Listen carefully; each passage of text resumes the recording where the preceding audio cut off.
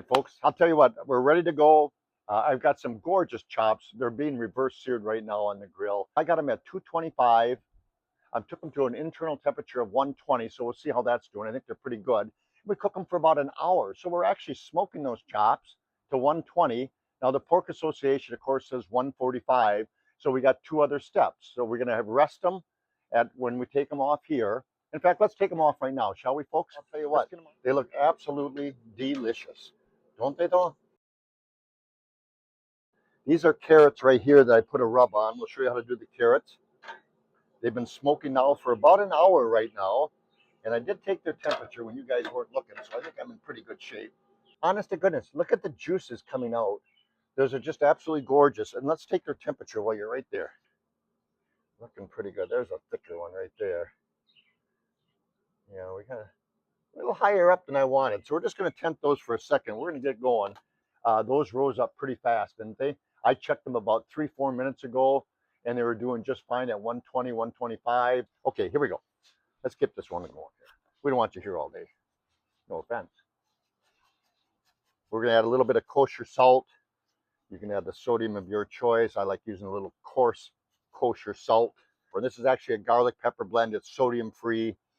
Some of Mad Dog and Merrill's premium seasonings. I have the cumin. That's going to add a nice earthly flavor to it.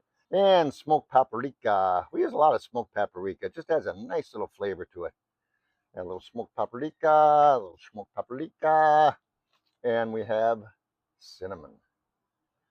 So these are ready to be smoked right now. These are ready to be smoked at 225 for about an hour to that 120 to 130, somewhere in that neighborhood here. Let's get them on the griddle right now. We're gonna get them on that griddle right now. As they're searing, I wanna make a nice little maple glaze. We don't wanna put the maple glaze on. It's more of a finishing sauce. All right, the tenting is done, ladies and gentlemen. We'll get rid of that foil. I got 3 burners on. I don't know if you guys got one of these out there. It shows the surface temperature, 783, 784 degrees. That's a pretty hot, good, nice little searing action. Those are looking good. We're going to sear those off to about 145 degrees. We don't want them any more than that. We want them really at 140. So they're going to cook fast. So we got to get our maple glaze getting going here, ladies and gentlemen. Here we are, maple syrup. Never used powdered sugar before in a glaze. So I'm not going to use all this powdered sugar. I just want to have some fun. We got the allspice. Doesn't take much allspice. You know that spice. A lot of nutmeg in there. Nice big flavor of nutmeg. And just to add a little smoky flavor, a little great natural smoke, natural hickory, not artificial, natural hickory. Just enough. Those chops got to be getting done right now. So we got this all in a little time period here. Got to get that powdered sugar going there, don't we? I should have gotten a whisk. Old Mad Dog should have gotten a whisk instead of a spoon with that powdered sugar, but it's going to be good. All right, let's glaze them while they're on the grill. How's that? Let's glaze them while they're on the griddle. Look at that dryness. Look at the sear. That's a deep sear. Remember, moisture is an enemy of a deep sear. And we're going to put that beautiful glaze over the top. Now, do I want to turn them once? I don't think so. I think I'm going to leave that beautiful glaze right over the top. Oh, man. Those carrots got a little done, but you know what? They're going to be nice and tender on the inside. All right, let's board them up, shall we? Let's board them up. All right, let's grab them chops. Don't want to overcook them. I think they're going to be just right.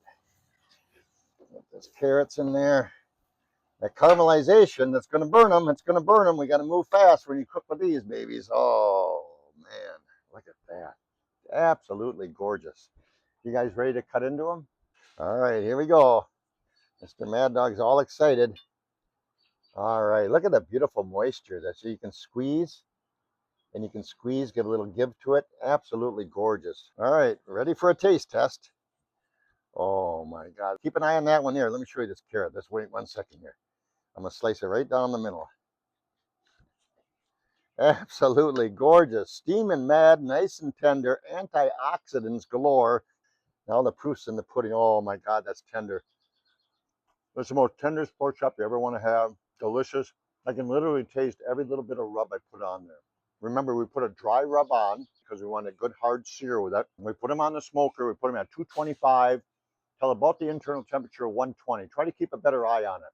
Try to keep a better eye than I did today. 120 maximum. Get them back out, tent them a little bit, then sear them up, make the glaze, and then when you take them off the sear, they should rest again. So you should only really literally be at about 135, somewhere in that neighborhood, 140. Pork Association wants them at 145. Best pork chops you'll ever have, I'll guarantee you. Delish, carrots done the same way. Those are foolproof. They're tender, delicious, meal all in one shell. All right, peace, love, and happy grilling, folks.